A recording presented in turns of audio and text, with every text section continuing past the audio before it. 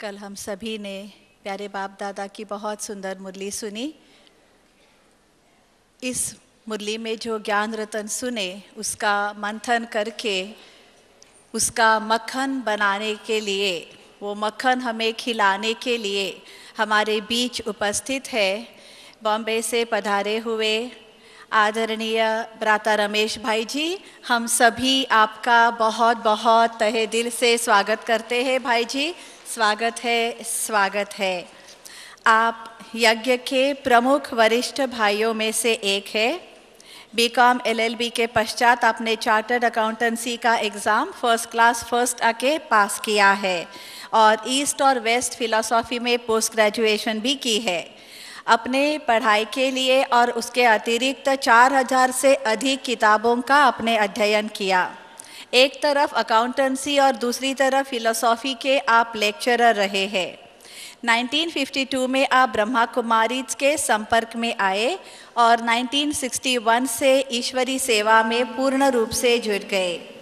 सेवा की अनेक नई गतिविधियां आपने यज्ञ में शुरू की।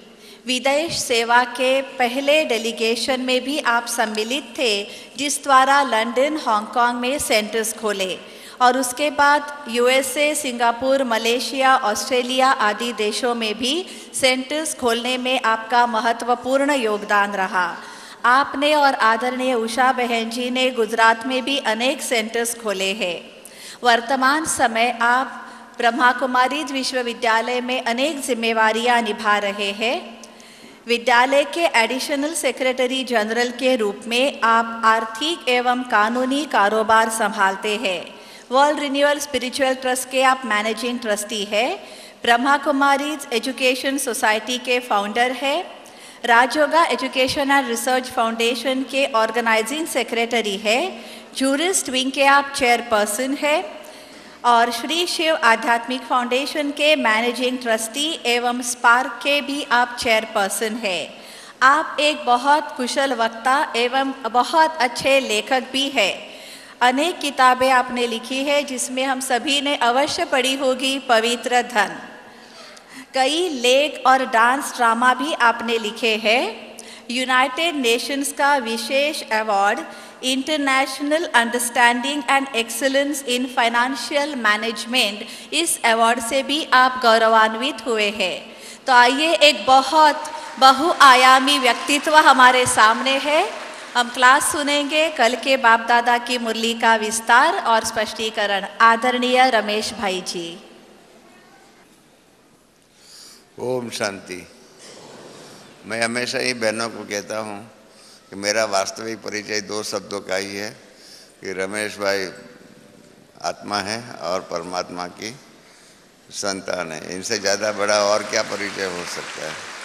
तो वो परिचय कोई बहन देती नहीं और बाकी सब बातों का परिचय देती है। इसलिए मेरे को अपना परिचय देना पड़ा कि मैं आत्मा हूँ और श्री बाबा की संतान हूँ। मुझे ड्यूटी मिली हुई है कल का जो मुरली का कारोबार जो बाबा ने स्टेज पर आकर के कहा हम बच्चों को मुरली के द्वारा ज्ञान खजाने को दिया, उसके बारे में उसका रिवीजन कोर्स के रूप में कारोबार करना है। ये भी ज़रूरी है क्योंकि जैसे गाय होती है घास तो खा लेती वैसे उगारती रहती है, जिसको हमारी दादी जानकी कहती है कि विचार सागर मंथन तो करना ही चाहिए। तो इस प्रकार से कल की मुरली के ऊपर विचार सागर मंथन सामूहिक रूप में करते हैं तो मालूम पड़ता है कि बाबा ने क्या क्या कई नई बातें कल मुरली के अंदर कही हुई है। मैंने आपको जानते हैं आप सब अभी कि मैं बाबा की मुरली को बराबर लिखता भी हूँ और टाइमिंग भी लिखता हूँ। गुलजार दादी जैसे कि स्टेज पर बैठे 7:20 को बैठे, 7:25 वो बाबा के पास ध्यान में गए, 7:32 को अव्यक्त बाप दादा की पधरामनी हुई और 7:42 7:42 को बाबा ने मुरली शुरू किया और फिर मुरली आदि का मिलनी करने का कारोबार जो है 9:07 तक चला। उसके बाद स्टेज का कारोबार चला, वो 9:37 तक चला। 9:37 को बाबा हम बच्चों से विदाई लेकर के गए और 9:45 9:45 तो को गुलजा दादी हम बाबा के पास से वापस आई। इस प्रकार से कल का कारोबार टाइमिंग मैनेजमेंट के हिसाब से देखा जाए तो इस सीज़न के अंदर बाबा ने अपना कारोबार जो भी है यहाँ आने का और यहाँ मुरली जलाने का आदि कारोबार के अंदर उसको कंडेंस कर दिया हुआ है।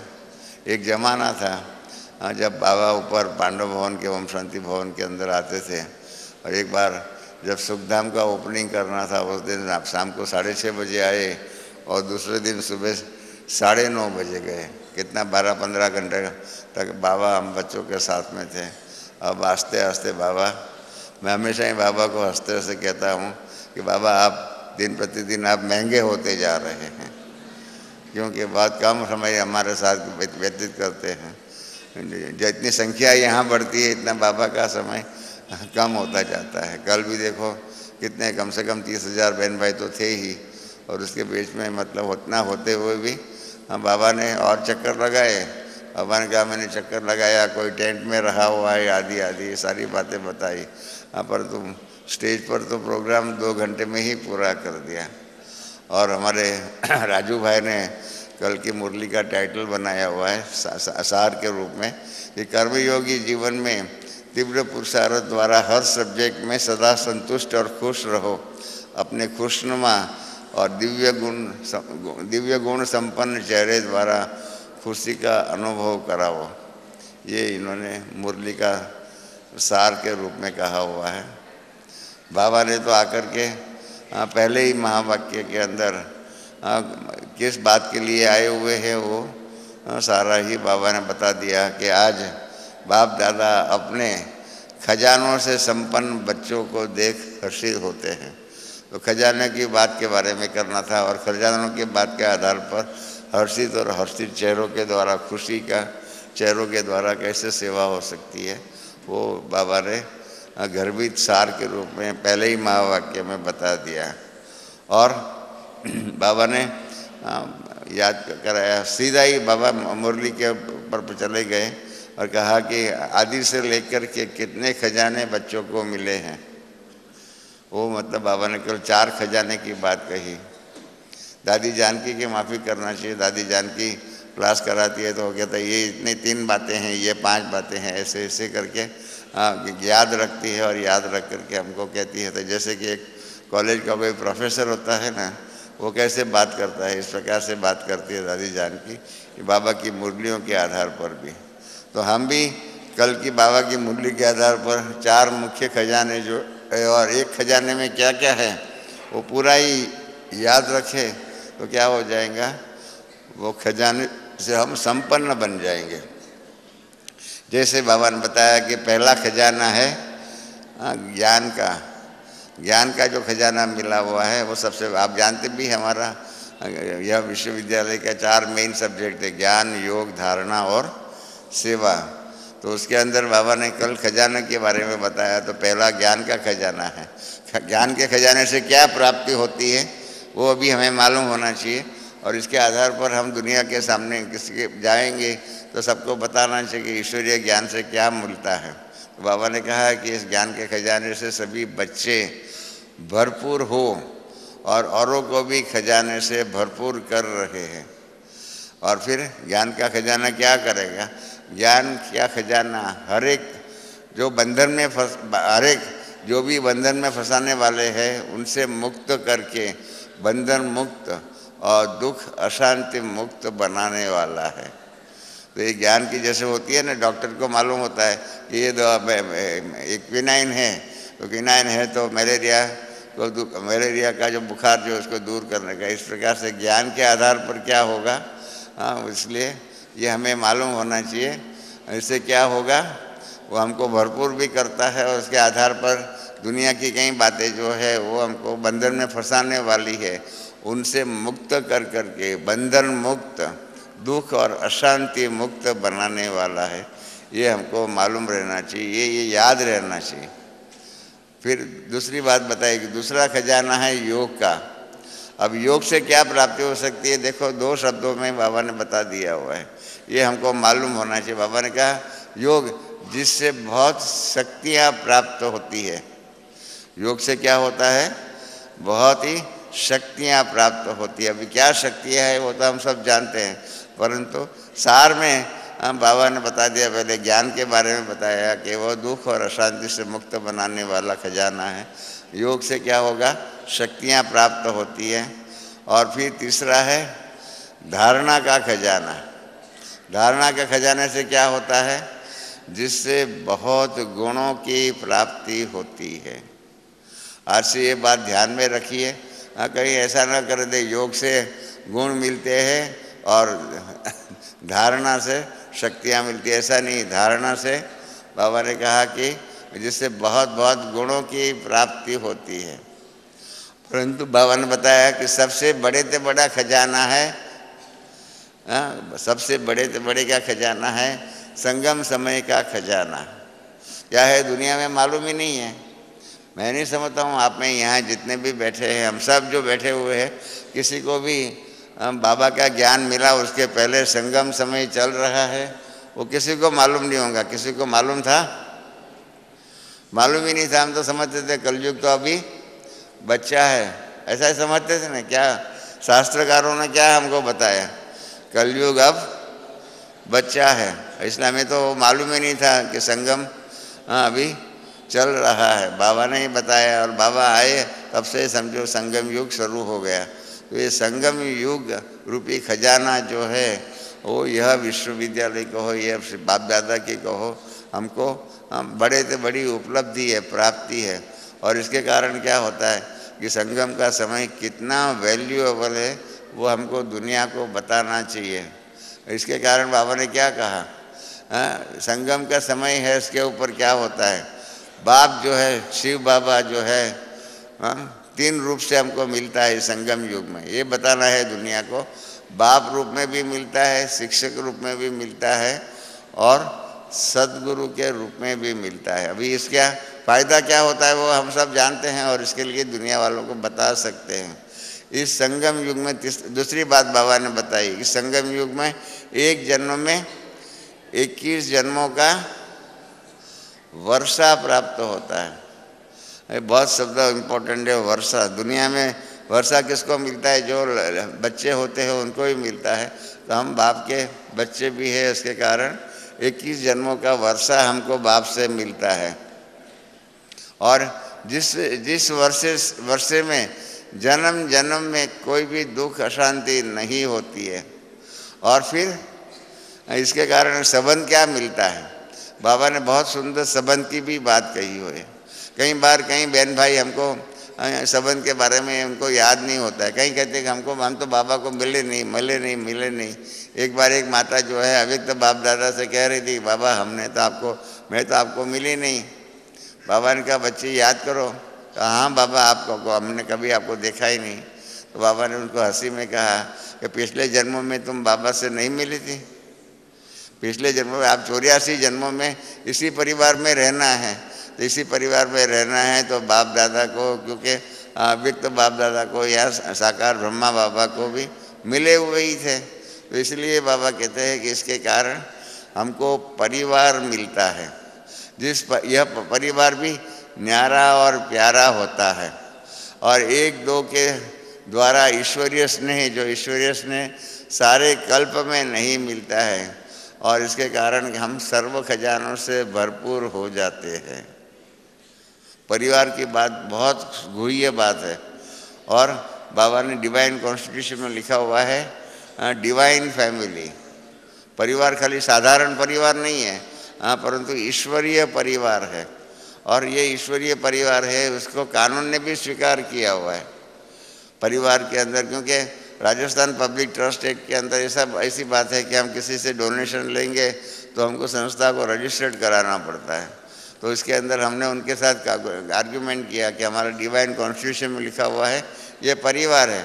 और परिवार के अंदर जैसे एक परिवार होता है, माँ बाप होते हैं, बच्चे होते हैं। तो बाप कमाई करके लाता है घर को चलाने के लिए, माँ को पैसा देते हैं या बच्चे को स्कूल की फीस देता है। वो कि डोनेशन नहीं होता है, परंतु अपनी जिम्मेवारी के आधार पर परिवार को चलाने के लिए कोई धन का सहयोग, कई अनेक प्रकार के सहयोग देते हैं। तो इस प्रकार से ये डिवाइन फैमिली, एक डिवाइन फैमिली का आप इंग्लिश डिक्शनरी में भी आप देखेंगे तो इसकी डेफिनेशन नहीं है। ये हमारे दैवी परिवार की ही डेफिनेशन है, डिवाइन फैमिली। और इस डिवाइन फैमिली के अंदर आप सबको मालूम रहे, इस डिवाइन फैमिली के अंदर ब्रह्मा बाप है और मातेश्वरी सरस्वती माँ है, और आपस में हम सब भाई बहन या भाई भाई, ये इस प्रकार से ये एक डिवाइन फैमिली है।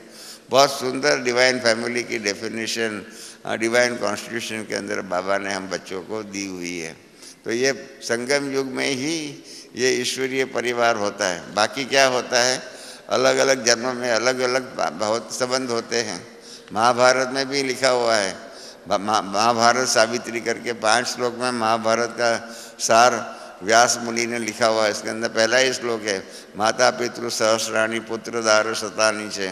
मतलब अनेक जन्मों में, किसी जन्म में हम माता बनेंगे, किसी के भाई बनेंगे, किसी का बाप बनेंगे, अनेक प्रकार के संबंधों के अंदर इस परिवार के अंदर ये सारे सृष्टि चक्र के अंदर हम आते हैं।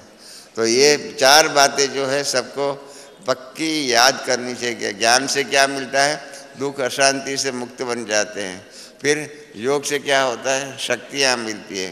फिर धारणा से क्या होता है, गुणों की प्राप्ति होती है। और संगम युग के खजाने से क्या मिलता है, हमको परमात्मा बाप, शिक्षक और गुरु के रूप में भी मिलता है, दैवी परिवार के रूप में भी मिलता है, और 21 जन्मों का वर्षा भी मिलता है, जिसके कारण हमें वहाँ पर दुख और अशांति आदि नहीं होंगे।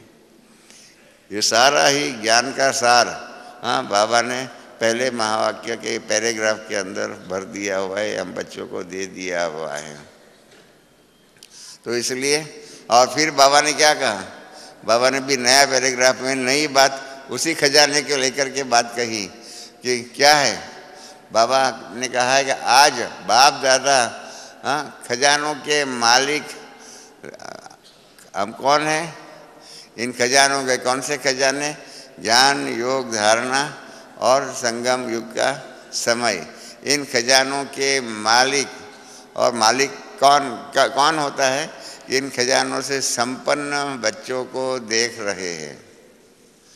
खजानों से संपन्न बच्चों को देख रहे हैं, और इसके कारण बाप के दिल में क्या होता है, वाह बच्चे वाह। और हर बच्चा बाप का प्यारा बन जाता है।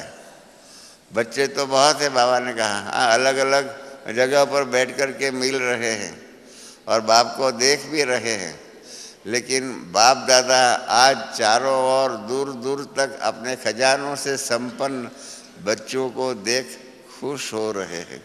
ये विज्ञान की उपलब्धि। हम जानते हैं कि बाबा को अलग अलग स्थानों पर बैठे हुए बाबा ऑनलाइन के रूप में भारत के अंदर हजारों सेवा केंद्रों के ऊपर बाबा को देख रहे हैं, विदेशों में भी बाबा को सब देख रहे हैं। इसलिए बाबा ने कहा कि दूर दूर तक माना विदेश तक भी जो है बाबा के बच्चों की जो है उसको देख खुश हो रहे हैं। और फिर बच्चे भी बाबा ने कहा है कि सदा इस प्राप्ति के नशे में खुश रहते हैं, और प्राप्ति के नशा भी है। और दूसरा बाबा ने बहुत एक सुंदर शब्द यूज़ किया हुआ है कि बाबा बच्चों को देख, बच्चों के सौभाग्य को देख खुश हो रहे हैं। फिर सिर्फ भाग्य नहीं, परंतु सौभाग्य। सौभाग्य में 100 2 बार लिखने मात्रा न करने पर एक बार करे तो सौभाग्य हो जाता है। और सौभाग्य क्या कहा, जिसके पास सौभाग्य है वो है सौभाग्यशाली। तो इसके कारण हमारे पास सौभाग्य कैसे कैसे है उसके एक लिस्ट बनानी चाहिए, मालूम रहना चाहिए कि हमारा इतना भाग्य बाबा के कारण हम बच्चों को भाग्य के रूप में, वर्षे के रूप में मिलता है। तो इस प्रकार से बाबा ने हम बच्चों के भाग्य की महिमा की।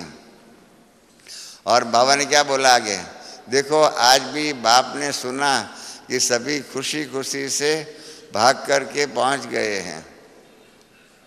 जिस पर मुन्नी बहन ने कहा कि बाबा 26,000 से अधिक बहन भाई पहुंच गए हैं।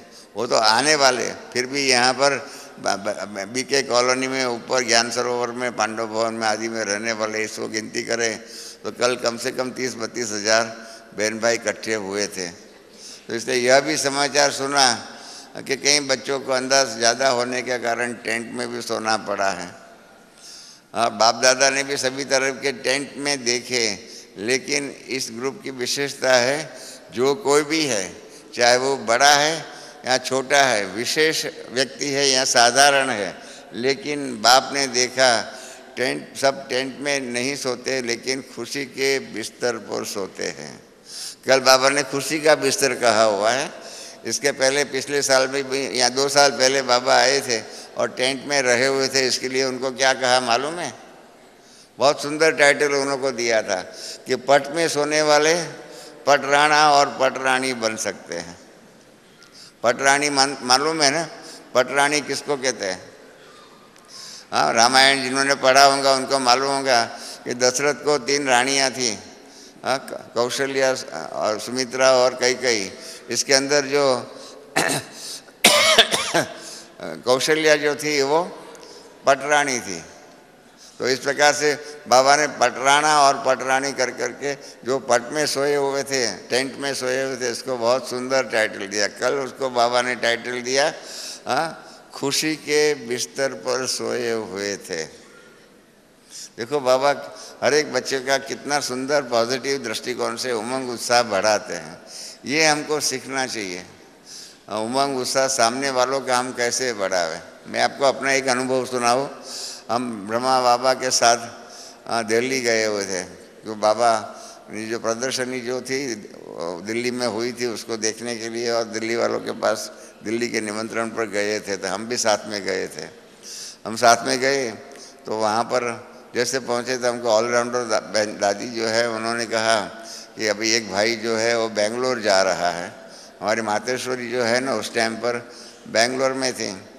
तो अच्छा मैंने कहा ठीक है।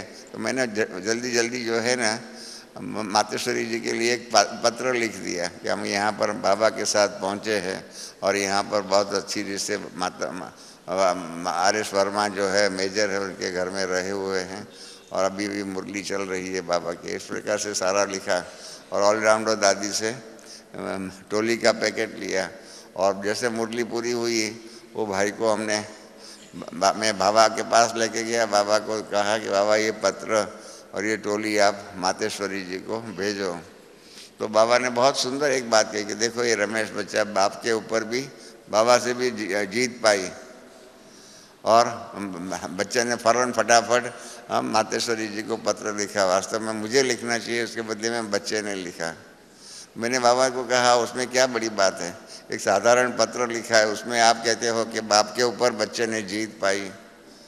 तो बाबा ने बहुत सुंदर एक बात कही कि ये आप बच्चों को सिखाने के लिए मैंने ये शब्द यूज़ किए हुए। तो ये तो बराबर है, हम बच्चे कोई बाप के ऊपर जीत नहीं पा सकते, परंतु एप्रिसिएशन करने के लिए कि सामने वाले की थोड़ी भी बात होती है, थोड़ी भी बात को एप्रिशिएट करो तो बहुत ही अच्छा होता है।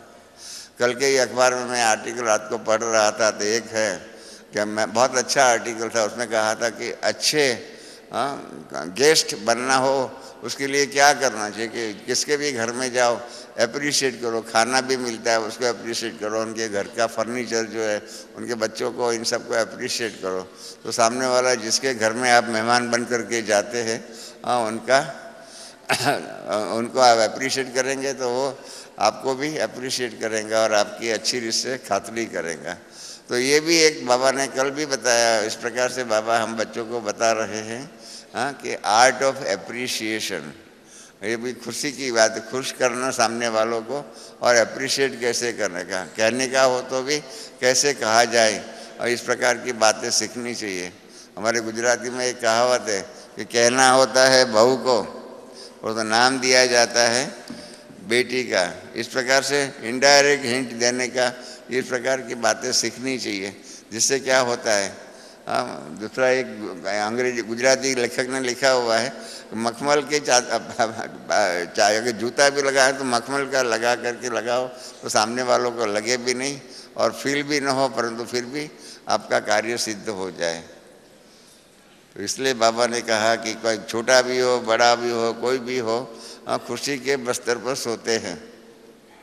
और जो भी बिस्तर पर खुशी के बिस्तर पर सोए हुए हैं, बाबा कहते हैं उसके दिल में क्या होता है, हाँ कि वाह बाबा वाह। पर और बाबा ने क्या कहा, बहुत अच्छी बात कर दी। तो सबके दिल में जो कुछ भी थोड़ी भी तकलीफ होगी ना, बाबा ने कहा जहाँ प्यार होता है हाँ वहाँ क्या होता है, तकलीफ नहीं होती है। और बाबा ने कहा कि सबके चेहरे पर खुशी नज़र में आ रही थी और सभी उमंग उत्साह से क्लासेस जो भी है कर रहे थे। बाप दादा सब सुनते हैं।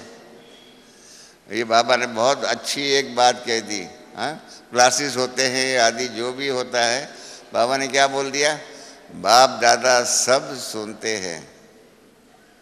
इसलिए ऐसा आप करना, यहाँ कौन ध्यान रखता है, कौन देखता है। ऐसी कईयों के मन में फीलिंग है कि यज्ञ में तो जाते हैं परंतु कौन हमारा ध्यान रखता है, कौन ऐसा होता है। इस सबका जवाब बाबा ने कल दे दिया। बहुत सुंदर एक महावाक्य में जवाब दे दिया कि बाप दादा सब सुनते हैं। सुनते हैं तो क्या होगा, हाँ उनके आधार पर जो भी कार्य होता है वो करते हैं। फिर बाबा ने जो जोन हेड्स आए थे उनको भी उठाया, हाँ और बाबा ने कहा कि आप लाए हो, भाई बहन सब खुश है, इसे उनसे भी पूछा और फिर उसको मुबारकबादी भी दिया। और फिर बाबा ने बहुत सुंदर एक बात कही कि जो भी पट में सोने वाला यहाँ इतना घमसान होता है, भीड़ होती है, उसके कारण बाबा ने कहा बच्चों की सहन शक्ति देख, हाँ हर एक बच्चों को बाबा पदम गुना प्यार देते हैं। ये बहुत बड़ी बात है आज की दुनिया में। पहले ज़माने में जॉइंट फैमिली आदि जो थे उसके अंदर क्या था, सहन शक्ति के आधार पर सब आपस में प्यार से रहते थे। आज वो सहन शक्ति कम हो गई, उसके कारण क्या होता है, इंडिविजुअलिस्टिक टेंडेंसी जो है वो बढ़ती जा रही है। और इसलिए बाबा ने कल ये शब्द यूज़ किया, सहन शक्ति। और सहन शक्ति के उसके जो है उसके कारण क्या होता है, बाबा पदम गुना प्यार देता है। तो क्या करना चाहिए, हाँ योग में 8 शक्तियाँ हैं ना, उसके अंदर सबसे ज़्यादा में ज़्यादा हाँ इसी शक्ति की ज़रूरत है, सहन शक्ति। और दूसरी शक्ति है परखने की शक्ति। बाबा की एक मुरली है, ये दिन 2 शक्तियों के ऊपर अव्यक्त बाप दादा की मुरली है, सहन शक्ति और परखने की शक्ति। तो इसलिए बाबा ने कहा सहन शक्ति का बच्चों ने बहुत अच्छा रिकॉर्ड दिखाया हुआ है। कोई बीमार, बाबा ने कहा कोई साधारण कोई बीमार होता है वो तो होता ही रहता है, उसमें क्या बड़ी बात है। हाँ परंतु स्पेशल उन बच्चों की सहन शक्ति का इनाम के रूप में बाबा ने क्या दिया, दिल का अति प्यार दे रहे हैं। दिल का अति प्यार दे रहे हैं। ऐसा कर करके बाबा ने मुरली का आगे का कारोबार किया। और इसके अंदर पूछा कि अभी आगे क्या करना है, तो फिर बताया गया सेवा का टर्न बंगाल, बिहार, आसाम, उड़ीसा, नेपाल और तमिलनाडु का है और 18,000 इन जोन से आए हुए हैं। और उसके आधार पर फिर बाबा ने बताना शुरू किया कि बाप दादा हर बच्चे को तीव्र पुरुषार्थी के रूप में देखना चाहते हैं। पुरुषार्थी तो है, अब बाबा क्या देखना चाहता है, कल बाबा ने अपनी दिल की इच्छा बता दिया कि हर बच्चे को बाबा अभी तीव्र पुरुषार्थी, साधारण पुरुषार्थी नहीं, तीव्र पुरुषार्थी। आगे बाबा ने बोला हुआ है तीव्र पुरुषार्थ का क्या अर्थ है, हाँ चलने वाला नहीं परंतु उड़ने वाले, बाबा ने आगे कहा हुआ है। तीव्र पुरुषार्थी का फिर बाबा ने डेफिनेशन भी दिया हुआ है। ये सारी ऐसे याद होनी चाहिए, हाँ कि ज्ञान के हिसाब से तीव्र पुरुषार्थी किसको कहा जाए। कोई ऐसे आपसे सवाल पूछे तो आपको कह देना चाहिए कि बाबा ने तीव्र पुरुषार्थी की डेफिनेशन दिया हुआ है। तीव्र पुरुषार्थी अर्थात देखिए हम सबको तीव्र पुरुषार्थी बनना है ना, हाँ जिसको तीव्र पुरुषार्थी नहीं बनना है वो हाथ खड़ा करे। सबको तीव्र पुरुषार्थी बनना है ना, क्योंकि बाबा ने भी कह दिया कि बाबा बच्चों को तीव्र पुरुषार्थी के रूप में देखना चाहते हैं। तो सबकी इच्छा है तीव्र पुरुषार्थी बनना, तो बाबा ने तीव्र पुरुषार्थी की डेफिनेशन दिया हुआ है। सब इसका डेफिनेशन है, सब सब्जेक्ट में अपने पुरुषार्थ से संतुष्ट हो। और बाप दादा भी यही चाहते हैं कि अभी समय अनुसार, तीव्र पुरुषार्थी के लिए क्या बताते हैं बाबा? अभी समय अनुसार, आप ये नोट करिए, समय अनुसार, समय अनुसार हर बच्चे के चेहरे पर शक्तियाँ और खुशियाँ नज़र आनी चाहिए, नज़र आनी चाहिए तीव्र पुरुषार्थी के चेहरे पर। क्योंकि दिन प्रतिदिन दुनिया में दुख तो बढ़ना ही है, और ऐसे दुख के समय पर आपका जो खुशनुमा और दिव्य गुण, जो हमारे राजू भाई ने ऊपर टाइटल मुरली के सार में लिखा हुआ है, खुशनुमा और दिव्य गुण संपन्न, दिव्य गुण संपन्न चेहरा देख उनको भी थोड़े समय के लिए खुशी का अनुभव हो। अब अनेक प्रकार की सेवाएं जो हम करते हैं, कोई ज्ञान से करते हैं, ये योग से करते हैं, इस प्रकार से सेवा करते हैं। कल बाबा ने सिखा दिया, अभी अपना कौन सा चेहरा? बाबा ने कहा खुशनुमा और दिव्य गुण संपन्न चेहरे, उनसे सेवा करनी चाहिए। बाबा सेवा के भी अनेक अनेक अनेक स्वरूप हम बच्चों को सिखा रहे हैं। कल की मुरली का कोई अगर सार मुझे पूछे तो कल की मुरली के अंदर बाबा ने चेहरे से सेवा कैसे करनी चाहिए, ये बाबा ने सिखाया हुआ है कि हमारा दिव्य गुण संपन्न और खुशनुमा चेहरा, उनके द्वारा सेवा करनी चाहिए। और बाबा ने चेहरे से क्या हो सकता है, 4 बातें कही है, 4। एक, इनसे ईश्वरीय स्नेह, क्या होता है? ईश्वरीय स्नेह। फिर ईश्वरीय प्यार।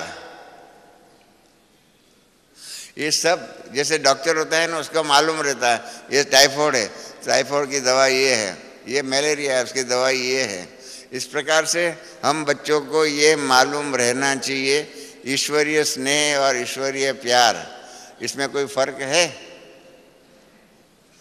इसके लिए विचार सागर मंथन करना चाहिए। इसलिए हमें हमेशा ही कहता हूँ कि हर एक सेंटर के ऊपर स्टडी सर्कल होना चाहिए, और स्टडी सर्कल के अंदर इनकी गहराई में जाना चाहिए। जैसे यहाँ ये मैं जो क्लास कराता हूँ, ये समझो कि स्टडी सर्कल के रूप में है। इस प्रकार से सेवा केंद्रों पर भी होना चाहिए, और हमें मालूम होना चाहिए कि ईश्वरीय स्नेह और ईश्वरीय प्यार के बीच में क्या फ़र्क है, कि दोनों एक ही समान है। अगर एक समान होता तो बाबा क्यों अलग अलग शब्दों के द्वारा अलग अलग बातें करता? तो इसलिए बाबा का क्या लक्ष्य है, क्या हम बाबा बताना चाहते हैं, वो डिफरेंस भी हम बच्चों को मालूम होना चाहिए कि ईश्वरीय स्नेह और ईश्वरीय प्यार। और फिर तीसरी बात थी हिम्मत बढ़ाने वाला प्यार। हिम्मत बढ़ाने वाला प्यार वो क्या हो सकता है? कौन से ऐसा प्यार है जिसके आधार पर हमारी हिम्मत बढ़ सकती है? आप समझा? पहला ईश्वरीय स्नेह, दूसरी बात बताई ईश्वरीय प्यार, तीसरा बताया हिम्मत बढ़ाने वाला प्यार, और चौथी बात है खुश रहने का। हिम्मत तो होगी परंतु खुश रहने वाला मुख हमारा नहीं होगा तो क्या होगा? तो इस प्रकार से हमारे चेहरे से ये 4 बातों का दुनिया को अनुभव होना चाहिए। कौन सी 4 बात? हर एक को ये याद रहे। जैसे दादी जान के ऐसे गिनती करके गिनती बताती है, इस प्रकार से बाबा भी प्रोफेसर बन करके बाबा ने कल ये बात बताई, 4 बातें कि हर एक के चेहरे से क्या होगा? ईश्वरीय स्नेह, फिर ईश्वरीय प्यार, फिर हिम्मत बढ़ाने वाला प्यार, और चौथा खुश रहने का अनुभव। ये 4 बातें जो है आपके चेहरे से सामने वाले को मालूम पड़ना चाहिए। इसको कहते हैं मुखवटा। हमारे फेस के ऊपर ये 4 बातें आनी चाहिए। फिर बाबा ने हम बच्चों के नाम पर कमियां जो हो जाती है उसके बारे में कहा कि कई बच्चे कहते हैं कि हम खुश तो रहते हैं लेकिन कर्मयोगी जीवन में थोड़ा सा कर्म में फर्क पड़ जाता है। तो ये बाबा ने कहा कि इसके आधार पर क्या होगा? तो बाबा ने कहा कर्मयोगी जीवन में थोड़ा सा कर्म में फर्क पड़ जाता है। अभी कर्म में फर्क नहीं आना चाहिए। समाज में दुनिया में जाते तो फर्क नहीं आना चाहिए। क्यों? कभी ये फर्क नहीं आएगा। वो बाबा ने कहा है, बहुत अच्छी बात सावधानी दिया हुआ है कि कर्म करते ही सदा अटेंशन रहे, कि मैं कर्म योगी आत्मा हूँ। कर्म करने से पहले यही ध्यान में रहना चाहिए कि मैं कर्मयोगी आत्मा हूँ, शरीर को चलाने वाली और शरीर का मालिक हूँ। तो हर समय चाहे कर्म करो चाहे नहीं करो, लेकिन कर्म करने समय भी यही सोचो कि मैं कर्म कराने वाली आत्मा हूँ। और आत्मा भी कौन सी आत्मा हूँ? मैं कौन सी आत्मा हूँ? मैं साधारण आत्मा नहीं हूँ। अपने को कल से बाबा ने कह दिया कि मैं साधारण आत्मा नहीं हूँ, परंतु क्या हूँ?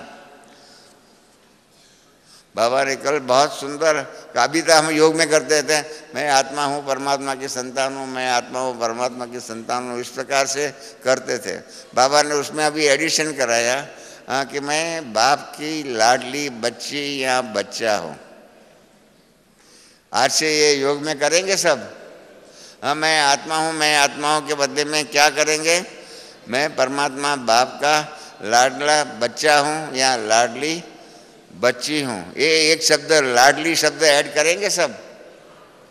हाँ, लाडली बच्ची हूँ या लाडला बच्चा हूँ। बाबा ने क्या बता दिया? कल से हमारे योग में ये बात होनी चाहिए। कल से क्या, आज से ही कर सकते हो कि मैं बाप की लाडली बच्ची या बच्चा हूँ। और मैं क्या हूँ?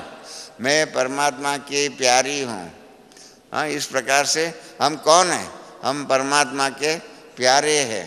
हाँ, मालिक होके इस शरीर को चलाने वाला हूँ मैं। और क्या हूँ? मैं मालिक होकर के इस शरीर को चलाने वाला हूँ। और क्या है? सदा हमारे दिल में बाप की याद समाई हुई है।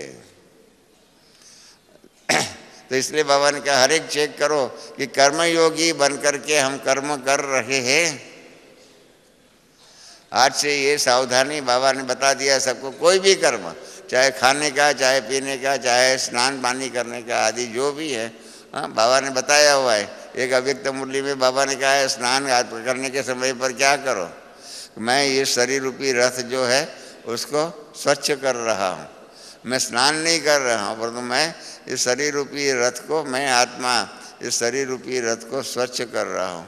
भोजन करने के समय भी इस प्रकार के याद रहनी चाहिए। कर्मयोगी हूँ और मेरा बाप से योग है, इस प्रकार से बाबा ने कहा है। तो क्या होगा? बाबा ने कहा कर्म योग के करने के समय पर एक स्लोगन याद रखो। कल बाबा ने बहुत सुंदर बातें कही, थोड़े समय में भी आए हैं, थोड़ी मुरली में भी बहुत कुछ कह दिया कि सदा ये याद रखो क्या, कि मुझे फॉलो फादर करना है। मुझे क्या करना है? फॉलो फादर करना है। और क्या करना है? सब दुनिया के सामने प्रसिद्ध करना है कि बाप हमारे साथ है। कर सकते हैं। सेवा का लक्ष्य क्या कर दिया बाबा ने कि हाँ, फॉलो फादर करना है, और दूसरा दुनिया के सामने सिद्ध करना है कि बाप हमारे साथ है। वो सिद्ध कर सकते हैं ना। कितना एक सिंपल महावाक्य में सेवा का लक्ष्य बता दिया कि बाप हमारे साथ है। और इसलिए क्या करेंगे? जो भी अभी इसके लिए बाबा ने कहा कि अभी अभी अपने स्थान पर जाकर के अपने चेहरे से ऐसे खुशनुमा चेहरे का अनुभव कराना, क्योंकि आज की दुनिया में खुशी अभी कम होती जाती है और आपका चेहरा उनको खुशी का अनुभव कराए। क्योंकि आगे चल करके बाबा ने कहा दुख और अशांति दुनिया में बढ़नी है। और बहुत अच्छी भविष्य की सेवा का प्लानिंग बाबा ने बता दिया। भविष्य की सेवा का कि समय आगे चल कर के इतना नहीं मिलेगा कि कोई सुनने हमारा ज्ञान सुने या कोई कोर्स कराने को आएगा, लेकिन आपका चेहरा उन्हों को खुशी का अनुभव करावे। और बाबा ने सबको सवाल पूछा, सबको पूछा और हाथ खड़ा करवाया कि क्या ऐसा अपने चेहरे से ऐसी सेवा कर सकते हो? करेंगे ना? सबने हाथ खड़ा किया था। हाँ, कि ऐसे हमारे चेहरे से सेवा करने का, ये इतनी सुंदर बात है। अनपढ़ भी चेहरे से तो कर सकते हैं। हर एक के पास अपना चेहरा तो है। अपने चेहरे के द्वारा खुशी से खुशी का चेहरा जो है, सब कहेंगे अरे आपको क्या मिला क्या मिला क्या मिला। इसके आधार पर सेवा हो सकती है।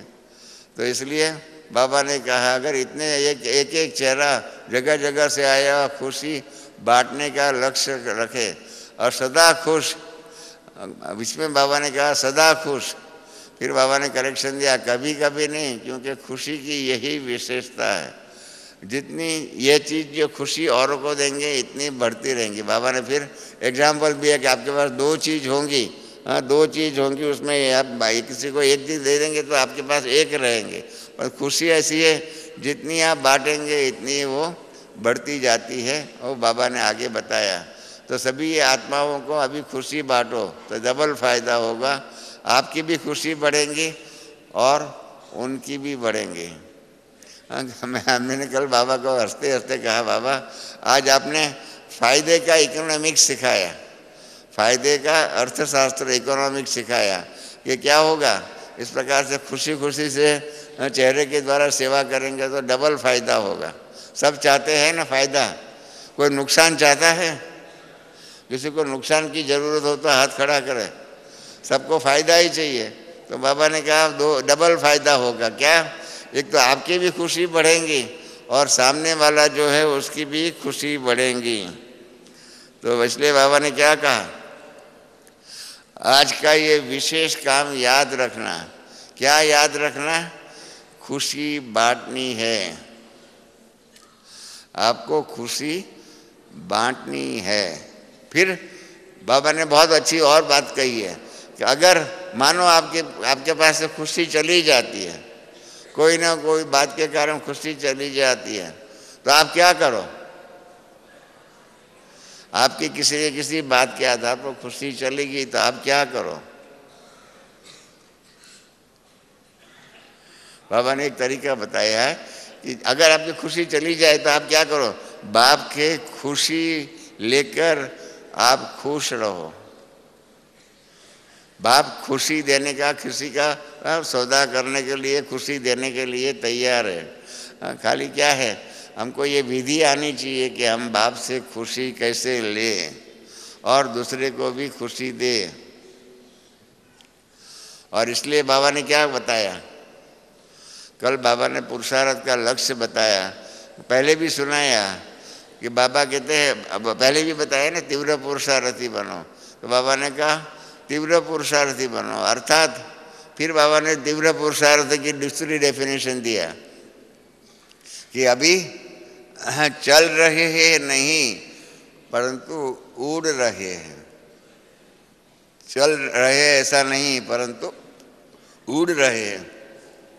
हम कईयों के अनुभव सुनते हैं ना तो वो वही कहते हैं कि मैं 40 साल से बाबा के ज्ञान में चल रहा हूँ।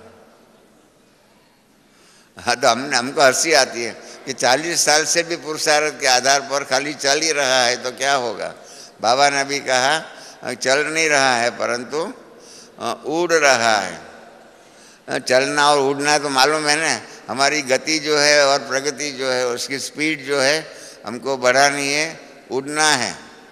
क्योंकि बाबा ने सावधानी दे दिया हुआ है कि चल कर के चलने वाला जो है समय तक या समय से पहले लक्ष्य पर मंजिल तक पहुंच नहीं सकेगा, उसका बोर्ड लग गया है। क्या बोर्ड लग गया है?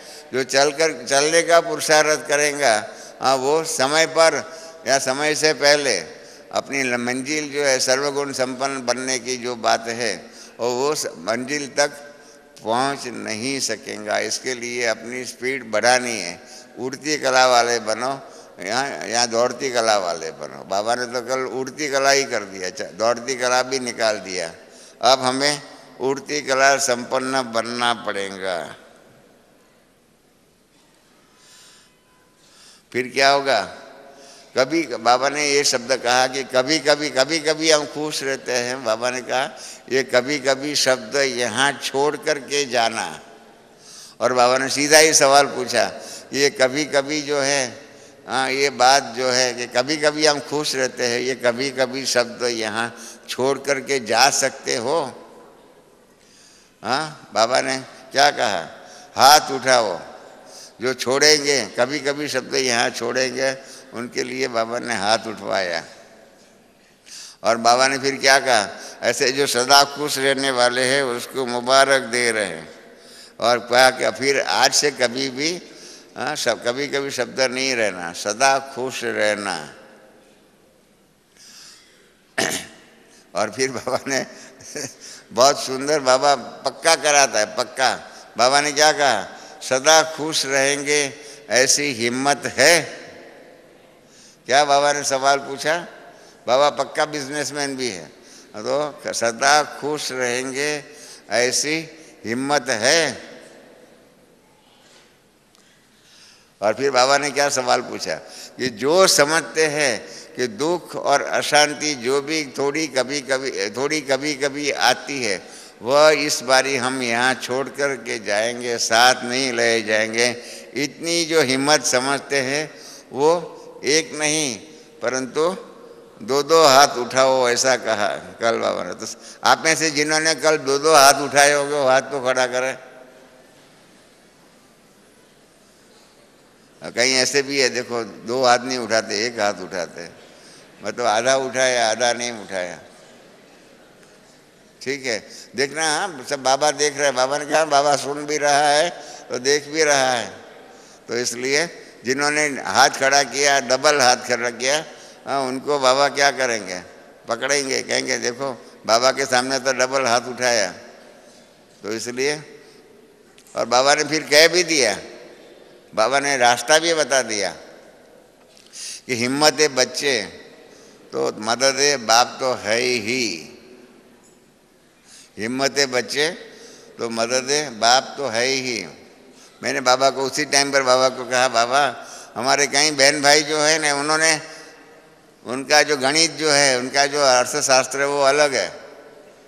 मैं बताऊं, कहीं बाबा के बच्चों का अर्थशास्त्र या गणित गलत है, यहाँ उल्टा है कि हिम्मत है बाप तो मदद है बच्चे। आप देखना, आप अपने जीवन को भी देखना, हिम्मत है बाप है तो मदद है बच्चे, यही हमारा व्यवहार होता है। ऐसा नहीं है बाबा ने जो कल कहा हिम्मत है बच्चे तो बाप तो मदद में है ही। और फिर बाबा ने ये भी कहा कि जो इतना बड़ा जोन आया हुआ है, थोड़ी आने में तकलीफ तो होती है, ट्रेन में तकलीफ होती है, कई जगह से क्योंकि रिजर्वेशन नहीं मिलता है, कहीं ऐसे बातें होती हैं। हमारी बॉम्बे से ही एक भाई आया था, वो रेलवे स्टेशन पर भी पहुंचा तो बताया रिजर्वेशन नहीं है। तो फिर क्या किया, वो घर पे गया और अपने कार थी, वो कार उठा करके कार में भी यहाँ आ गया। ऐसे कई अनेक प्रकार के साधनों के व्यवहार के आधार पर यहाँ आए हुए हैं। अच्छा, बाबा ने फिर बताया, हर एक एक जोन को उठाया और तमिलनाडु जोन के लिए कहा, उसको वरदान दिया कि कोई भी कार्य करो। ये तमिलनाडु को नहीं, सबको दिया हुआ है। कल तमिलनाडु जोन के कनेक्शन से जो बात कही वो सबके लिए है। बाबा ने क्या कहा, बहुत अच्छी बात कही, वो सबको करनी चाहिए। बहुत सिंपल बात है, विशेष वरदान रहे, सदा कोई भी कार्य करो, ये वरदान है। अच्छी रीत से इसको ध्यान से सुनिए। सदा कोई भी कार्य करो तो कार्य करने से पहले बाप से स्पेशल कार्य की सफलता का वरदान लेकर के, बाप दादा के वरदानी बन कर के वह कार्य करो तो सफलता आपका जन्म सिद्ध अधिकार हो जाएगा। और फिर बाबा ने सावधानी भी दिया कि कार्य करने के बाद याद नहीं करना, पहले वरदान दे करके फिर कार्य करो तो सफलता आपके साथ हो जाएगी। ये बाबा ने बात कही है। कोई भी कार्य, कोई नौकरी करता है तो नौकरी में भी जाएगा तो टेबल पर तो पहले बैठेगा ना। कोई भी कार्य, माताएं खाना पकाने का काम शुरू करेंगी, यहाँ जो भी कार्य करो उस कार्य को करने से पहले हम बाबा को 3 मिनट याद करके करो। और आज का तो बहुत कॉमन हो गया है। हाँ, मैं समझता हूँ यहाँ जितने भी बैठे 90% बहन भाइयों के पास मोबाइल फ़ोन तो होगा। हाँ, यहाँ जितने बैठे जिनके पास मोबाइल फ़ोन नहीं हो हाथ खड़ा करें। थोड़े ही है, 5% भी नहीं है, बाकी सबके पास मोबाइल फ़ोन है। मोबाइल फ़ोन के अंदर गीत रिकॉर्ड कर सकते हैं ना, गीत रिकॉर्ड कर सकते हैं। कोई भी कार्य करो उसके पहले 3 मिनट बाप को याद करें। हमको विदेश में 71 में गए ना, तो बाबा ने हम बच्चों को यही कहा था, कि कोई भी कार्य करो उसके पहले बाप को याद करके करना। और उसके बहुत फायदे हुए। हमारे पास अभी टाइम नहीं है, नहीं तो ये खाली बाप को याद करके काम करने से क्या शुरू हुआ, क्या फ़ायदा हुआ, बहुत है। हमारे कई बहन भाई, हमारे हंसाब जो है वहाँ की ऑन्कोलॉजिस्ट है अमेरिका टेक्सास में मिलिट्री की, वो बता रही है कि जैसे वो वहाँ पहुँचती है अपने टेबल के ऊपर, पहले बाप को 5 मिनट याद करती है, उसके बाद कारोबार करते हैं। अपना जो जज है, वो जज साहब भी कोर्ट में जाने से पहले बाप को याद करके फिर कोर्ट में जाते हैं। हमारा एक भाई जो है डॉक्टर है, सर्जन है, और सर्जन के रूप में ऑपरेशन करता है, उसके पहले बाप को याद करके कार्य करता है। इन सब प्रकार के सबका अनुभव यही है कि बाप को याद कर कार्य करने से क्या होता है, सफलता। बाबा ने कल कहा सफलता हमारा जन्म सिद्ध अधिकार। इसलिए बाबा ने कहा कोई भी कार्य शुरू करो, कोई भी कार्य, जैसे भोजन करते उसके पहले बाप को याद कर सकते हैं, ऐसे हर कार्य, जो भी कार्य करो, चाहे नौकरी वाले नौकरी शुरू करें, धंधे वाले धंधा शुरू करें, कोई भी आप अपनी कुर्सी पर जा कर के बैठ कर के पहले बाप को याद करके कार्य शुरू करो। ये बाबा ने कल वरदान दिया हुआ है, और इसका वरदान को अमल में लाएंगे, प्रैक्टिकल करेंगे, उसको तो क्या होगा। बाबा का वरदान है कि सफलता आपका जन्म सिद्ध अधिकार होगा। हो सकता है हाँ, जो कि समझते हैं कि हाँ हम बाबा को याद करेंगे और याद करके ही कार्य करेंगे, वो हाथ खड़ा करें। देखना है, संभाल करके हाथ खड़ा करना बहुत मुश्किल है। कई बार कहते हैं अरे फुर्सत नहीं है, फुर्सत नहीं है, और भूल जाते हैं बाप को। इसके बदले में बाप को याद करके ही कार्य करना शुरू करेंगे, हाँ तो बहुत कुछ होगा। ये बहुत फायदे हैं। और आप हमको पीछे लिखना, हाँ बॉम्बे अबू में लिखना, रमेश भाई, हाँ बाबा ने जो कल ये वरदान दिया, उस वरदान को हमने जीवन में अपनाया तो इससे क्या हुआ, ये हमको लिखना, अपना अनुभव। और अच्छे अच्छे अनुभव होंगे ना तो हम उसको एक किताब बना करके बताएंगे कि बाप को याद करके कार्य शुरू करने का जो बाबा ने जो प्रॉमिस किया हुआ है कि सफलता आपका जन्म सिद्ध अधिकार होगा, ये बात सिद्ध हो सकती है। मैं आपको एक अनुभव बताऊं, ये आपको बाप को याद करने का अनुभव हो जाएगा ना तो क्या होगा। हमारे 2 भाई जो थे ट्रेन में यहाँ से निकले आबू से, और थोड़े आगे गए तो ये जो पिलर्स होते हैं ना, एक पिलर के साथ एक टकराया, उसको बाप की मदद नहीं मिली। और दूसरे पिलर में दूसरा भाई एक पिलर के साथ टकराया, उसको बाप की मदद मिली। तो मैंने बाबा को पूछा, बाबा आपने एक को मदद किया एक को नहीं किया, उसका कारण क्या है। बाबा ने कहा जो दूसरा जो है ना वो पिलर के साथ टकराया, उसी टाइम पर वो बाबा करके मुझे याद किया, वो बाबा करके मुझे याद किया। तो जब मुझे याद कोई करता है तो क्या है, मेरी फर्ज होती है, मुझे जो याद करता है उसको मुझे मदद करनी चाहिए। ऐसे बहुत है, ऐसा मिसाल, ऐसे बहुत मिसाल है कि जिन्होंने बाप को याद करने की एक प्रैक्टिस डाल दी हर बात में। अरे कहीं एक भाई तो है वो पानी देखता है ना तो पानी वही इसको दृष्टि देख करके बाप को याद करके पानी पीता है। ऐसे कईयों ने कई प्रकार के जीवन के अंदर दैनिक जीवन में बाप को याद करने की हैबिट डाल दी है। कल बाबा ने यही कहा, फिर से मैं बाबा की बात पढ़ता हूँ कि सदा कोई भी कार्य करो। बाबा ये विशेष वरदान देते हैं, कोई भी कार्य करो तो कार्य करने से पहले बाप से स्पेशल कार्य की सफलता का वरदान लेकर के बाप दादा के वरदानी बच्चे बन कर के वह कार्य तो करो तो सफलता आपका जन्म सिद्ध अधिकार हो जाएगा। परंतु कार्य करने के बाद याद नहीं करना। बाबा ने कहा पहले वरदान लेकर के फिर कार्य करो तो सफलता आपके साथ हो ही जाएंगी। ये बात पक्की है, बहुत सिंपल बात है ना, सरल बात है, कोई कठिन बात है। कोई भी कार्य करो उसके पहले बाप को याद करके करो। हाँ कोई भी कोई 1 मिनट भी याद करे, कोई 3 मिनट याद करे, जो भी करे। कई हमारे पहचान वाले हैं बाबा के बच्चे, इन्होंने अपने मोबाइल के अंदर ये ट्रैफिक कंट्रोल के भी गीत डाल दिए हैं। तो 12 बजे ये गीत बजेगा, जो भी हर ट्रैफिक कंट्रोल का, तो पूरा ही ट्रैफिक कंट्रोल को फॉलो करते हैं। इसलिए क्या करते हैं, बाबा ने कहा कि अच्छे अच्छे उमंग में आए हैं, तो इस प्रकार से उनको बाबा ने बताया, ये एक नई विधि कल बताई, सिखाई है सबको। और इस विधि के साथ बाबा ने कहा ये विधि वरदान के रूप में, स्पेशल वरदान के रूप में, विशेष वरदान के रूप में बाबा कह रहे हैं। सबको कहा, तमिलनाडु तो निमित्त है, परंतु सबको कहा, और सब ये कर सकते हैं। कोई ऐसा समझता है कि तमिलनाडु को ही कहा तो इसलिए ही वरदान मिला और हमको नहीं मिला है, ऐसा कोई समझता है? सब करेंगे ना इसके आधार पर। फिर नेपाल वालों को भी कहा, हाँ, कि सेवा का उमंग अच्छा है, बाप दादा सदा के लिए सहयोग देंगे आगे बढ़ने का, वरदानी बनने का मुबारक दे रहे, बढ़ते रहो, बढ़ाते रहो, बाप दादा साथ है।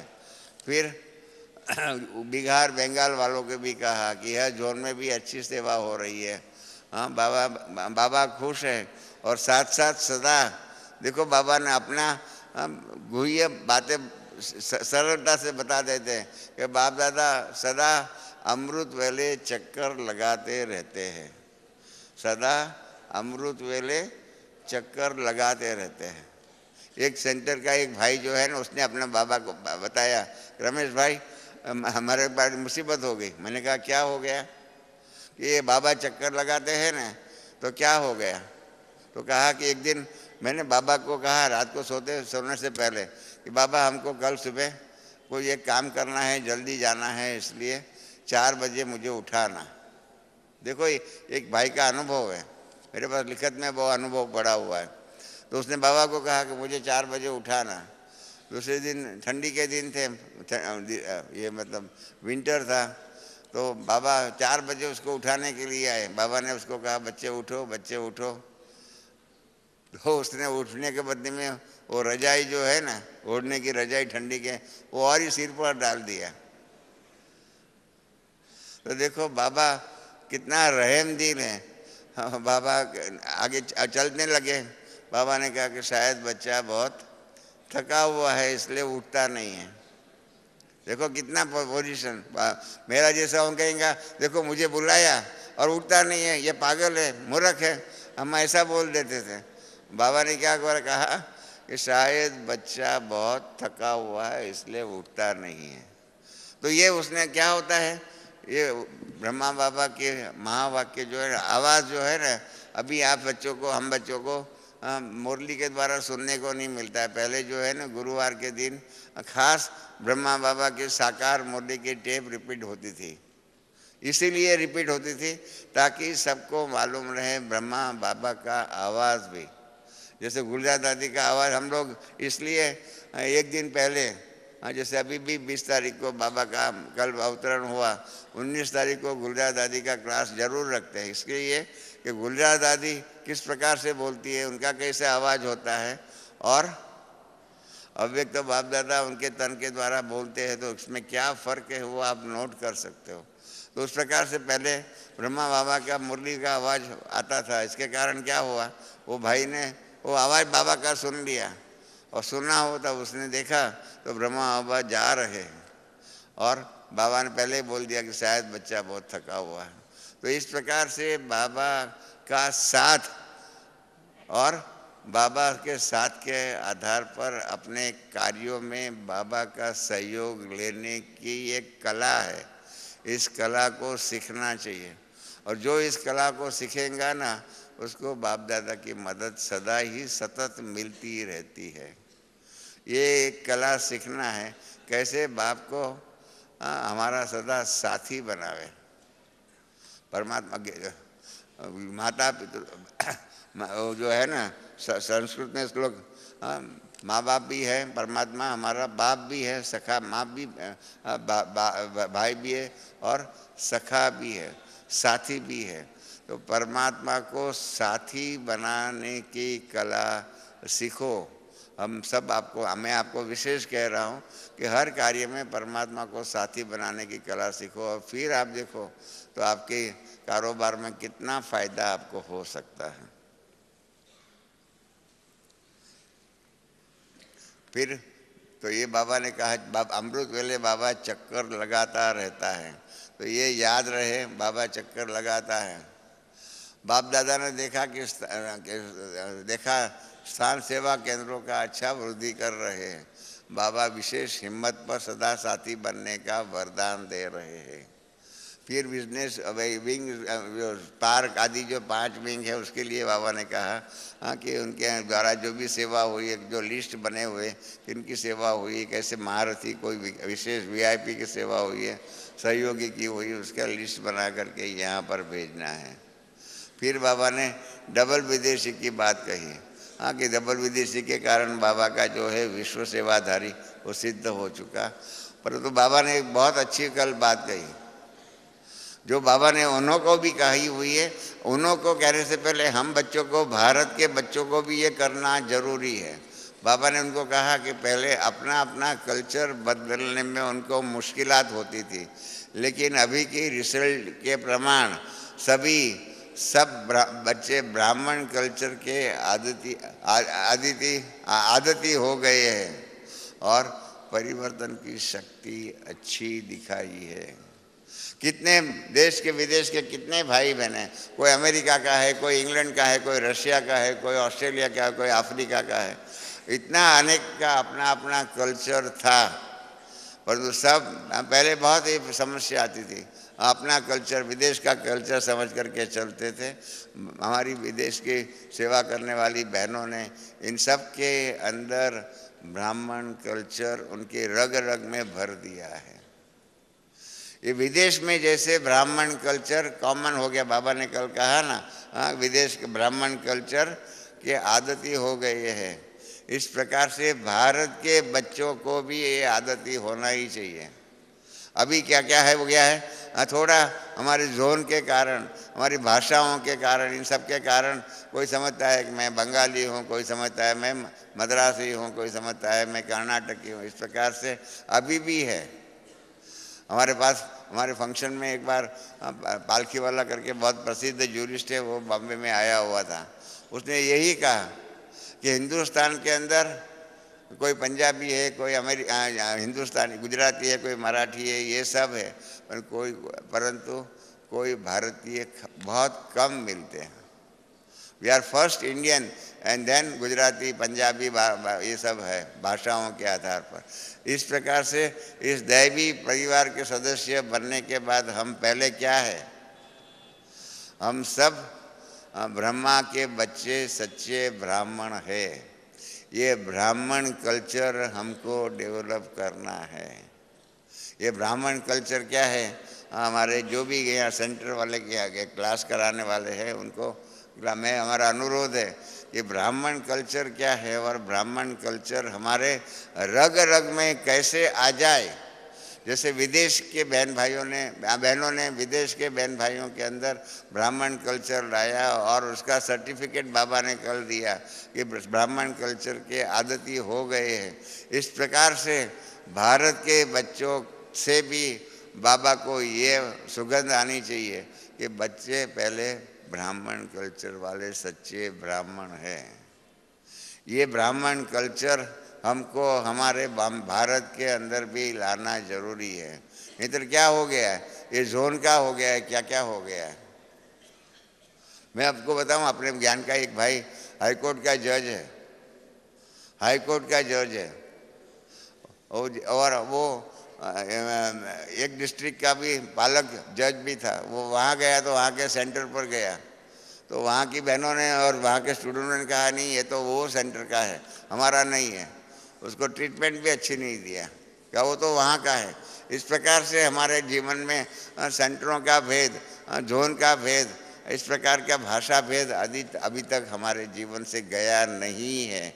अगर हम ब्राह्मण कल्चर के इस प्रकार का कल्चर हमारे में पक्का हो जाए तो ये जो भेद जो है, चाहे भाषा के आधार पर, चाहे जोन्स के आधार पर, चाहे सेवा केंद्रों के आधार पर, ये सब समस्याएं हमारी भारत के अंदर भी ईश्वरीय सेवा में दूर हो सकती है।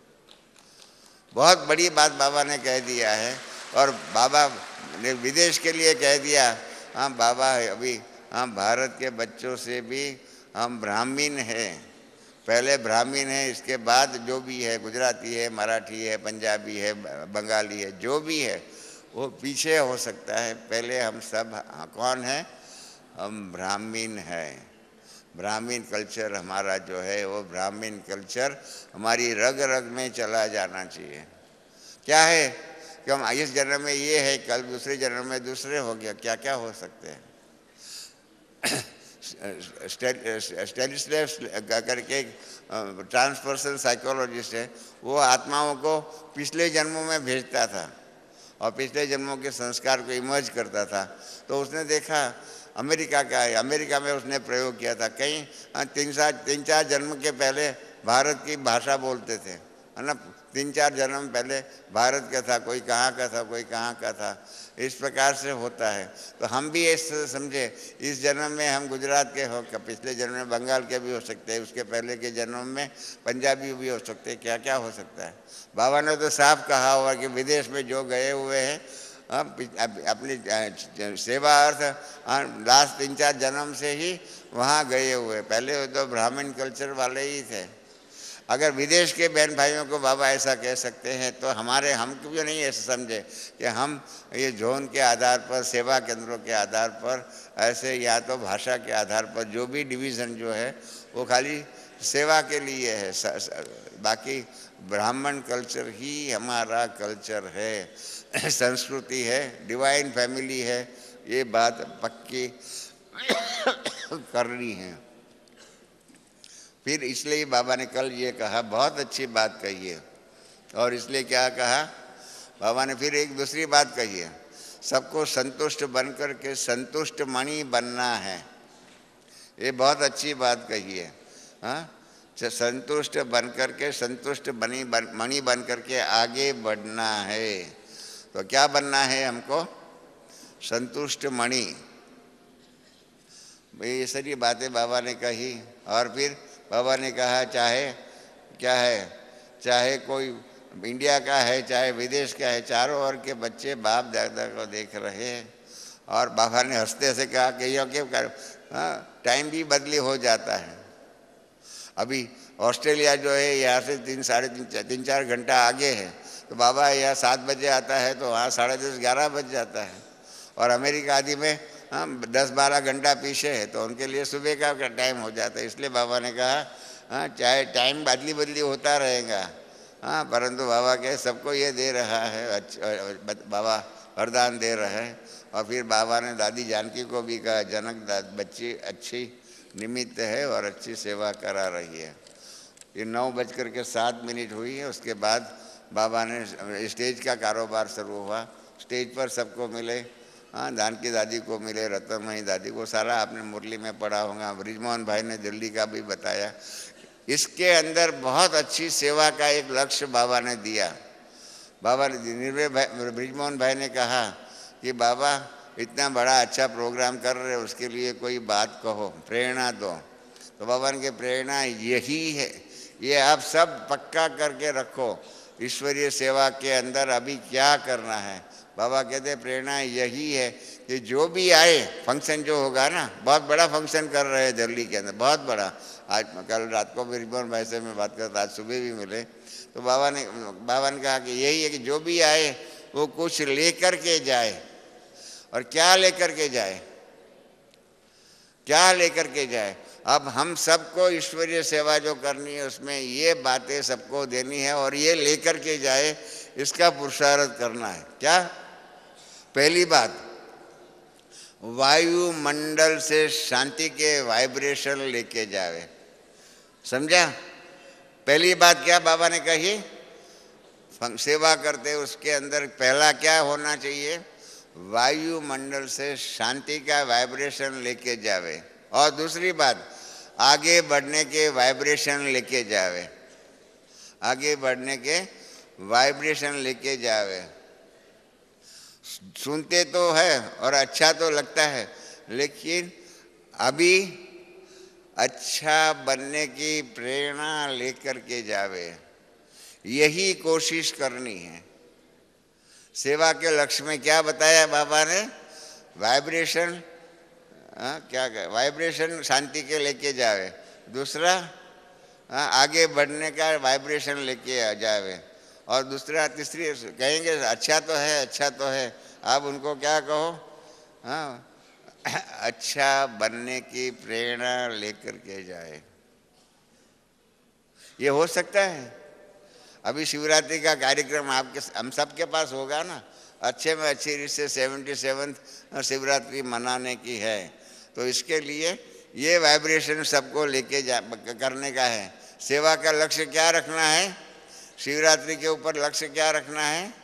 कि वाइब्रेशन शांति के लेके जावे, और फिर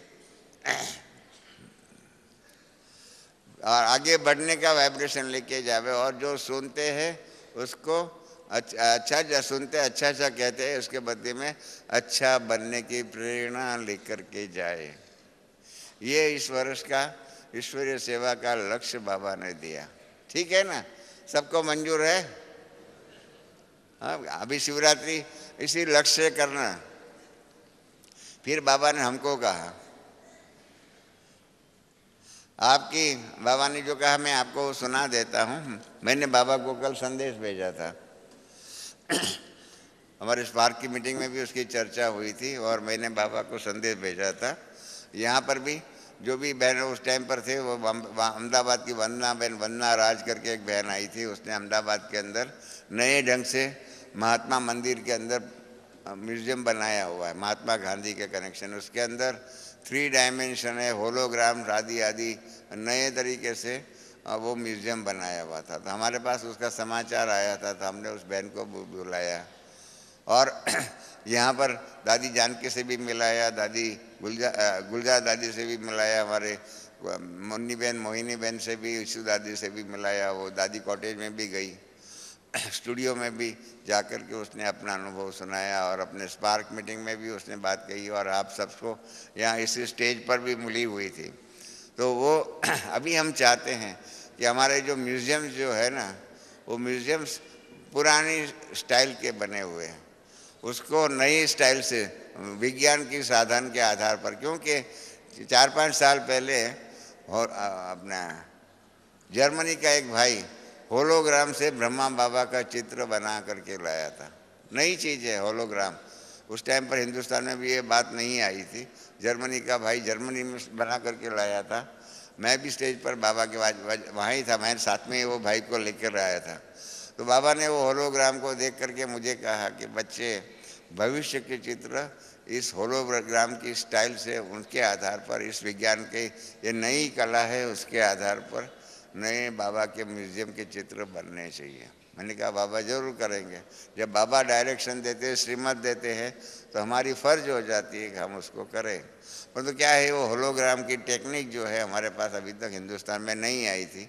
अब ये होलोग्राम की टेक्निक, 3 डायमेंशन की टेक्निक आदि आदि जो भी है, वो नए ज़माने के नए साधनों के द्वारा 3D के आधार पर आदि, आप जानते हैं क्या क्या परिवर्तन विज्ञान के द्वारा हो रहा है। विज्ञान के द्वारा ये दुनिया छोटी हो रही है। हमारे कई बहन भाई ने विज्ञान के आधार पर समझा ही नहीं है, हमको पत्र लिखते रहते हैं। अभी पत्र लिखने के बदले में फ़ोन के द्वारा बहुत अच्छा कारोबार हो सकता है। आज आप जानते हैं, मोबाइल फ़ोन वाले जानते हैं कि STD करना हो 1 मिनट का 1 रुपया ही खर्चा होता है। 5 रुपये में आप 5 मिनट बात कर सकते हैं किसी के साथ। उसके बदले में आप कागज़ लिख करके भेजेंगे, कागज़ लिख करके भेजेंगे तो एक लिफाफा के ऊपर 5 रुपये का तो स्टैम्प लग ही जाता है और उसमें थोड़ी सी बात होती है और लेन देन नहीं होती है। फिर जवाब मिलेगा, फिर आएगा जवाब, जानकर लेन देन होती है। इसके बदले में फ़ोन के द्वारा कारोबार करें तो कितना जल्दी हो सकता है। हमारे विदेश के बहन भाइयों ने वो अपनाया हुआ है, कॉन्फ्रेंस कॉल करते हैं आदि आदि, कई नई टेक्निक को, विज्ञान के नए साधन को ईश्वरीय सेवा के अंदर अपनाया हुआ है, कारोबार के अंदर अपनाया हुआ है। आज बिजनेसमैन भी छोटा सा ऑफिस होगा, उन करोड़ों का बिजनेस इसका ईमेल आदि के द्वारा, ईमेल फैक्स आदि आदि के द्वारा, फेसबुक आदि के द्वारा क्या क्या करते रहते हैं। कल ही एक बहन ने कहा कि हम रमेश भाई आपका एक क्लास जो है उसके ऊपर आ जाए तो हम हमेशा के लिए पढ़ सकते हैं, सुन सकते हैं, तो ये आप करिए।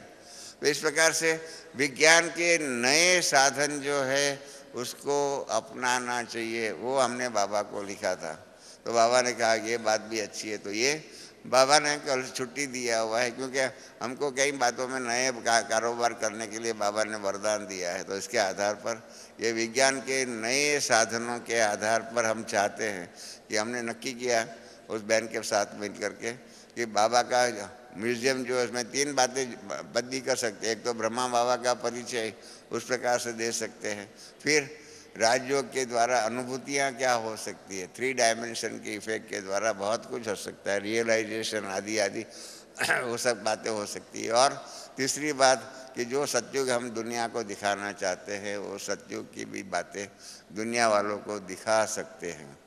तो ये बाबा ने कल बताया, छुट्टी दी हमने बाबा को लिखा कि क्या हम ईश्वरीय सेवा के अंदर ऐसे विज्ञान के नए साधनों के द्वारा हमारे ईश्वरीय सेवा के साधन हैं, हमारे जो भी म्यूजियम शादी है उसके अंदर परिवर्तन करें। तो बाबा ने उसको छुट्टी दिया है। ये आप सबको मालूम रहे कि हम बच्चों को विज्ञान के नए साधनों के द्वारा और साधनों के द्वारा सहज साधना भी हो सकती है, उसके लिए बाबा ने छुट्टी दिया। दूसरी एक बात, बहुत बड़ी बात, जैसे बाबा ने कहा ना कि विज्ञान के साधन जो बन रहे हैं वो आप बच्चों को ही ईश्वरीय सेवा में सेवा सहज हो सके इसके लिए वो साधन बने हुए हैं और आप बच्चे साधनों का उपयोग भी करते हो। इस प्रकार से सरकार ने कानून में भी परिवर्तन किया हुआ है। आप सब ध्यान से सुनिए, सरकार ने कानून में परिवर्तन किया हुआ है। कंपनीज एक्ट जो है, बड़ी बड़ी कंपनियां जो भी है जिसका प्रॉफिट 5 करोड़ से ज़्यादा होता है, ऐसी कंपनियों के ऊपर कॉरपोरेट सोशल रिस्पॉन्सिबिलिटीज़ करके सेक्शन 1 कंपनीज एक्ट में सेक्शन 135 जो अंग्रेजी जानते होंगे उनके लिए कह रहा हूँ, कंपनीज एक्ट के अंदर सेक्शन 135 के अंदर उनके ऊपर कॉरपोरेट सोशल रिस्पॉन्सिबिलिटीज़ के आधार पर उनको कहा है कि आपका जो भी प्रॉफिट है, जो ये 5 करोड़ से ज़्यादा कमाने वाली कंपनियां जो है उनको कहा है कि आपको अपने प्रॉफिट का 2% जो है सोशल रिस्पॉन्सिबिलिटी, समाज का उत्थान के लिए, सामाजिक कार्य करने के लिए 10 चीज़ें उसमें लिखी हुई है शेड्यूल 7 के अंदर, उसके द्वारा उसके ऊपर खर्च करने का है। और इसके लिए कोई भी संस्थाएं जो भी है अच्छा काम करती है उनका सहयोग ले करके ये सब कार्य करना है। ये बहुत बड़ा क्रांतिकारी परिवर्तन कारोबार के अंदर, कंपनियों के कारोबार के अंदर किया हुआ है, बहुत बड़ा। आप सबको अंदाज नहीं होगा ये 2% के आधार पर क्या होता है। जैसे वो गीत है ना कि बूंदे मिल हो अखंड धारा, जग हो वे पानी पानी। आकाश में से तो बूंद के रूप में ही बारिश होती है, परंतु उसके आधार पर फ्लड्स आ जाता है, क्या क्या हो जाता है, सुनामी आ जाता है। इस प्रकार से ये 2% के हिसाब से क्या होगा, प्रति वर्ष सरकार ने 6,750 करोड़ रुपया समाज सेवा के लिए ऐसी बड़ी बड़ी 5 करोड़ से ज़्यादा कमाई करने वाले कंपनियों के ऊपर ये जिम्मेदारी डाली है, कंपलसरी डाली हुई है। और इसके लिए उनके डायरेक्टर्स का एक कमेटी बना करके करने का, और जो कंपनी इस प्रकार से खर्च नहीं करे वो अपने शेयर होल्डर को खास लिखे तो हमने ये बात नहीं कही है, इस प्रकार से लिखने का। और जो भी ये खर्चा करेंगे 2% तक का उसको इनकम टैक्स में पूरी छूट मिलेंगी। वरना कंपनियों के ऊपर 35% टैक्स है, और जो क्लोजली हेल्ड सेक्शन 108 की कंपनी है उनको तो बहुत ज़्यादा टैक्स है, 55-60% है। इन सब को ये 2% खर्च करने से इसके ऊपर छूट मिल जाएगी। माना 35% तो मिनिमम है, तो मिनिमम मतलब कंपनियों के ऊपर वो मिनिमम छूट है नहीं। 1 रुपया की भी प्रॉफिट करेंगे तो उसके ऊपर 35 पैसा टैक्स है। तो इसलिए जो भी 2% के हिसाब से खर्च करेगा वो इसमें से 35% तो सरकार अपने जेब से देंगी और बाकी वो कॉरपोरेशन को 65% ही काम मिलेगा। और गवर्नमेंट वालों को, गवर्नमेंट कंपनियों को और भी फायदा कर दिया है सरकार ने कि जो भी मैनेजिंग डायरेक्टर जो होता है वो इस प्रकार से कॉरपोरेट सोशल रिस्पॉन्सिबिलिटी के द्वारा कार्य करेगा। समझो, for example oil and natural gas commission जो है, oil and natural gas commission का प्रॉफिट जो है, एवरेज प्रॉफिट 2000 करोड़ से ज़्यादा है। स्टेट बैंक ऑफ इंडिया के आपने जो भी यहाँ बैठे हुए होंगे उनको मालूम होगा, 2 दिन पहले ही आया हुआ है इस वर्ष का estimate state bank of India का है 3,400 करोड़ रुपए का, इतना प्रॉफिट है। तो ऐसे बड़ी बड़ी कॉरपोरेशंस जो है वो 2% के हिसाब से जो भी खर्च करेंगे उसका 1% में उसका मैनेजिंग डायरेक्टर जो होगा उसको बोनस के रूप में मिलेगा। ऐसे क्या है, ऑफिसर्स को बोनस नहीं मिलता है, परंतु सरकार ने ये 2% कंट्रीब्यूशन के आधार पर उनको बोनस का प्रोविज़न कर दिया गवर्नमेंट कॉरपोरेशंस को। तो इसी हिसाब से आप देखिए, हम सरकार सहकार की भूमिका के आधार पर उसमें एजुकेशन है, बहनों का उत्थान जो है ना, गरीब लोग जो है उसको भी मदद करें महंगाई के ज़माने में, ऐसी ऐसी बहुत सी बातें जो है उसके ऊपर सरकार ने खर्च करने की छुट्टी दी हुई है। हमारे स्पार्क की मीटिंग में इसके ऊपर चर्चा हुई और उसके आधार पर हमने नक्की किया स्पार्क के बहन भाइयों ने कि इस वर्ष 2013 में, इस वर्ष सहकार की भूमिका के आधार पर, इन बड़ी बड़ी कॉरपोरेशन के सहकार की भूमिका के आधार पर 100 करोड़ रुपया ऐसी कंपनियों से सहकार में पैसा लेकर के इसके द्वारा ईश्वरीय सेवा में नवीनता, सहकार की भूमिका के आधार पर सेवा का कारोबार करने का लक्ष्य रखा है। हमने ये सर्कुलर हमारी 3 भाइयों की मीटिंग में पास करके हमने सभी जोन इंचार्ज और सभी विंग्स के इंचार्ज को ये भेजा हुआ है और इसलिए ये सब कर सकते हैं। और इसके लिए वर्ल्ड यूनिवर्सल स्पिरिचुअल ट्रस्ट है, ब्रह्मा कुमारीज एजुकेशनल सोसाइटी है, राजयोग एजुकेशनल रिसर्च फार्स है,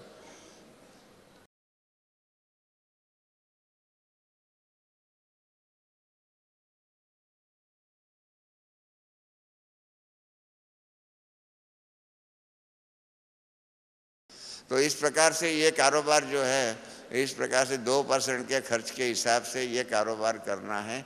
और इसके आधार पर एक नया, बाबा ने स्लोगन भी दिया, हमने संदेश भी भेजा था, तो बाबा ने कहा अब एक नया सेवा के अंदर ये प्रोग्राम बनाना है कि सहकार के आधार पर ईश्वरीय सेवा, हाँ, औरों के सहकार के आधार पर। क्योंकि बाबा ने संदेश में हमको कहा था कि अब लोग स्वपसंद, प्रभु पसंद और लोक पसंद। स्वपसंद तो आप जानते हैं हमारी धारणाओं के आधार पर हम बनते हैं।